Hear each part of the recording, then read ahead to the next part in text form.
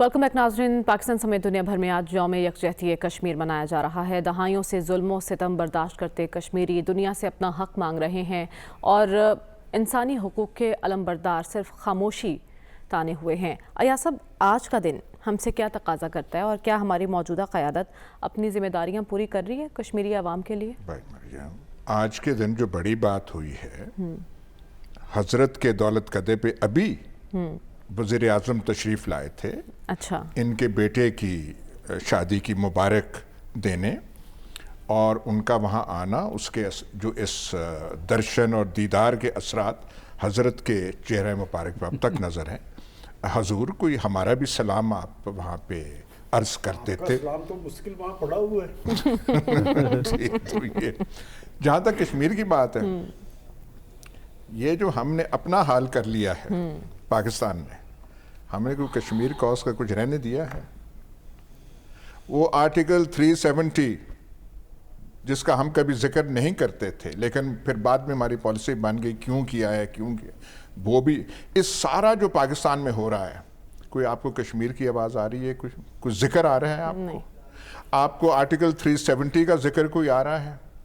वो जो हम बयान हिंदुस्तान के खिलाफ दिया करते थे वक्फे वक्फे के, हम मुंह तोड़ जवाब देंगे, कोई ऐसा कोई आपको आ रहा है? हमारी हालत ने तो कश्मीरियों का वो किया है जो शायद वो जो है नरेंद्र मोदी की हुकूमत ना कर दे। वो आसरे के लिए, एतमाद के लिए, हौसले के लिए कहाँ देखते थे?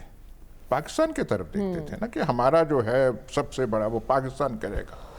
आज पाकिस्तान की जो हालत हमने कर दी है और ये जो नाटक हमने यहाँ पे रचाए हुए हैं, वो कश्मीरी जो है, जो मकबूजा कश्मीर, उनके दिलों पे क्या गुजर रहा होगा कि ये हमें लिबरेट कराएंगे, ये हमें ऐसे करेंगे जिनकी अपनी हालत ये है।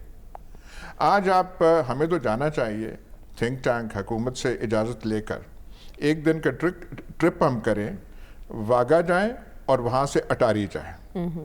वागा की कीमतें हम देख लें और बिल्कुल जो बॉर्डर क्रॉस करके वहाँ की कीमतें देख लें कि प्याज क्या है, आटा क्या है, खुर्दनी तेल क्या है।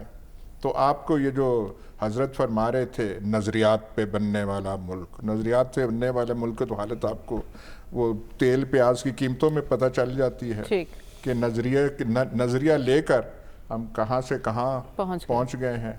और अब भी समझ नहीं आ रही कि समत कैसे सीधी करनी है। कोई एक बोली इधर है, एक बोली इधर है, कोई ये कह रहा है, बातें कुछ और है, मसले कुछ और है। हमारे दोस्त राना सनाउल्लाह मूछों को जो ताव दे रहे हैं, किसी और बात पे दे रहे हैं।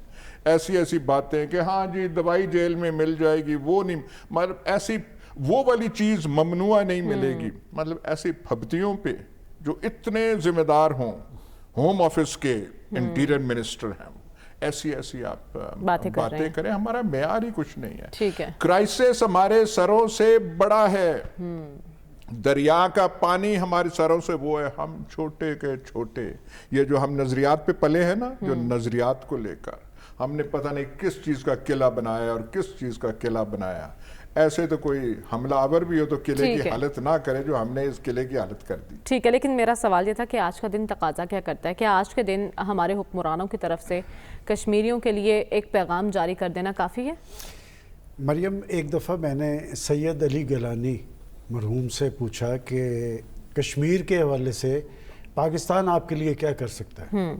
उस शख्स की पाकिस्तानियत को सलाम। उसने कहा कि पाकिस्तान हमारे लिए ये तो कर सकता है कि पाकिस्तान मजबूत और मुस्तहकम हो। एक मजबूत और मुस्तहकम पाकिस्तान कश्मीर काज के लिए सबसे ज़्यादा फ़ायदेमंद होगा।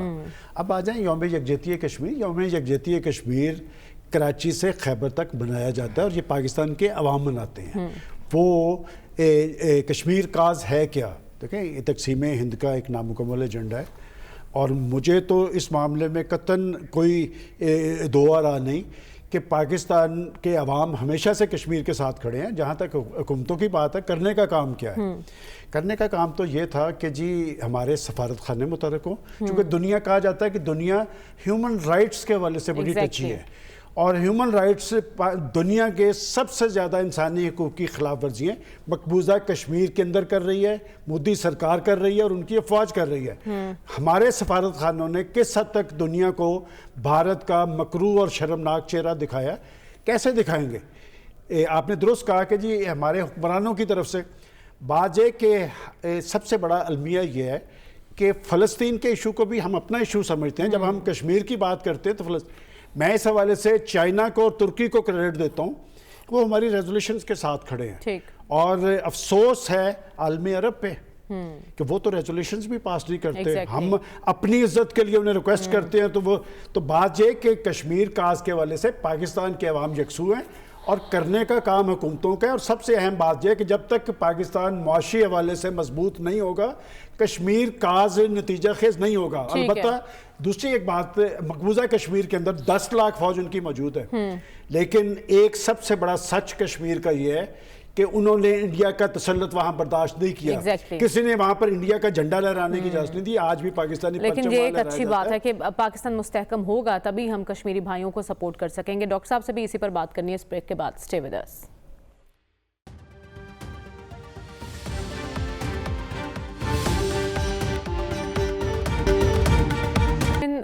بھارت کشمیریوں پر ظلم کی انتہا کر رہا ہے، لیکن عالمی برادری خاموش تماشائی بنی ہوئی ہے۔ المیہ یہ ڈاکٹر صاحب کہ نہ صرف عالمی برادری بلکہ مسلم ورلڈ کی جانب سے بھی کوئی اتنی سپورٹ نظر نہیں آ رہی، اس کی وجہ کیا ہے؟ دیکھیے پہلے تو یہ ہے کہ کشمیری کب سے سٹرگل کر رہے ہیں اور ان کا عزم جو ہے سٹرگل کا کم نہیں ہوا، وہ بڑھتا جا رہا ہے۔ پاپولر موومنٹ ہے، عوام میں بیس کرتی ہے، ہندوستان چاہے اس کو ریکگنائز کرے یا نہ کرے، لیکن یہ حقیقت ہے۔ پاکستان کا جہاں تک رول ہے وہ کشمیر ڈے بنا سکتا ہے، تقریریں ہمارے ہاں ہو سکتی ہیں، ہمارے ہاں جلسے جلوس نکالے جا سکتے ہیں، لیکن اس سے زیادہ موجودہ حالات میں پاکستان میرا نہیں خیال کشمیر کے لیے کچھ کر سکتا، اور یہ آپ کے سوال کا جواب بھی بنتا ہے۔ وجہ یہ ہے کہ دیکھیے جو دوسری دنیا ہے وہ یہ دیکھتی ہے کہ جو کشمیر کی سب سے بڑی ایڈوکیسی کرتا ہے ملک، یعنی پاکستان کرتا ہے نا، اور تو کوئی ملک اتنی نہیں کرتا، تو اس کی اپنا ڈپلومیٹک وزن کیا ہے انٹرنیشنل سسٹم کے اندر، اس کا اپنا کلاؤڈ کیا ہے، اس کی اپنی حیثیت کیا ہے۔ بدقسمتی سے پاکستان کی جو ڈپلومیٹک کلاؤڈ ہے وہ اتنا کم ہو گیا ہے اور ہندوستان کا ڈپلومیٹک کلاؤڈ اسی طرح بڑا ہے۔ کیا وجہ ہے؟ Internal economic situation, political stability. تو جب تک آپ انٹرنل اکنامک سٹیبلٹی اور پولیٹیکل سٹیبلٹی نہیں کریٹ کر سکتے، آپ کی ایبلٹی کشمیر کی ہیومن رائٹ کا ایشو آپ ریز کرتے ہیں، دنیا سنتی ہے، لیکن جب وہ دیکھتی ہے ہندوستان کی طرف، ہندوستان کے اکنامک سٹیبلٹی، ہندوستان کی مارکیٹ، ہندوستان کا ڈپلومیٹک کلاؤڈ اور ہندوستان کا جو بزنس اور کمرشل ایلیٹ ہے، انڈسٹریل ایلیٹ ہے، وہ یورپ میں بھی انویسٹمنٹ کر رہا ہے، وہ برطانیہ میں بھی انویسٹمنٹ کر رہا ہے، وہ امریکہ میں بھی انویسٹمنٹ کر رہا ہے۔ تو اس لیے یہ فرق ہے۔ پاکستان کو یہ چاہیے کہ اگر آپ کشمیر کی کاز کو کرنا چاہتے ہیں تو صرف جلسے جلوس کافی نہیں ہے، بالکل خود کو مستحکم کرنا ہوگا، فائنینشلی بہتر کرنا ہوگا۔ لیکن صافی صاحب وزیر اعظم کہہ رہے ہیں کہ کشمیر پالیسی میں مزید جدت اور قوت پیدا کرنی ہوگی، یہ کیسے ہوگا؟ یہ کبھی بھی نہیں ہوگا۔ ویسے مریم خواہش اور تمنا تو یہی ہے کہ 75 سال پہلے ہی مقبوضہ جموں کشمیر کے لوگوں کو آزادی ملتی۔ اس کے لیے اسپیشلی پشتونوں نے خود بذات خود جا کے وہاں پہ جنگوں میں حصہ بھی لیا، لیکن یہ مقصد پورا نہیں ہوا، اور شہباز شریف صاحب کے بیانات سے یہ اب بھی پورا ہونے کی کوئی امکان نہیں ہے۔ فی الحال مسئلہ کشمیر تو ہے، وہ کشمیر کا قبضہ بھی ہم نے چھڑوانا ہے، لیکن اگر فی الوقت ہم کشمور سے ڈاکوؤں کا قبضہ چھڑوائے تو بھی غنیمت ہوگی۔ اس کے بعد پھر کشمیر کا بھی سوچیں گے، اور اس کے ساتھ ساتھ اگر ہم خیبر پختونخوا سے طالبان کا خاتمہ کریں یا ان کا رستہ روکے، کیونکہ وہ ٹی ٹی پی کے لوگ اس وقت آپ کی پولیس اور سیکیورٹی فورسز کے خلاف ترمل ٹیکنالوجی اور نائٹ ویژن سے لیس ہتھیاروں سے ان کا مقابلہ کر رہے ہیں، ان کو جو ہے شہادت کے شہید کر رہے ہیں. دوسری طرف ہماری پولیس کے پاس جو ہے زنگآلود بندوقیں ہیں. تو یہ مسائل ہمارے لیے جو معاشی مسائل کا ڈاکٹر صاحب نے ذکر کیا وہ بھی انتہائی اہم ہے، لیکن جو ہماری اندرونی خلفشار ہے، ہم اپنے مسئلوں کو جو ہمارے سرحدوں کے اندر ہے اس کو ٹیکل کرنے کے قابل نہیں ہے. تو چل پڑے ہیں 600-700 ارب کی اکانومی ریزرو رکھنے والے، ڈالر ریزرو رکھنے والے بھارت سے مقابلہ کے لیے. اگر ہم نے واقعی کشمیر کو بزور بازو لینا ہے تو اس کے لیے پھر ہم بھارت کے مقابلے میں اپنے آپ کو ہمیں مستحکم کرنا ہوگا. اگر ہم یہ کر سکتے ہیں تو پھر تو ہم بزور کشمیر لے لیں گے، ورنہ نعروں سے تو اگر کشمیر میں آزاد حقیقی معنوں میں ہونا آپ تھا نے کشمیر کی آواز بننا ہے تو اس کے لیے ضروری ہے کہ دنیا کے سامنے اپنا وقار بلند کریں.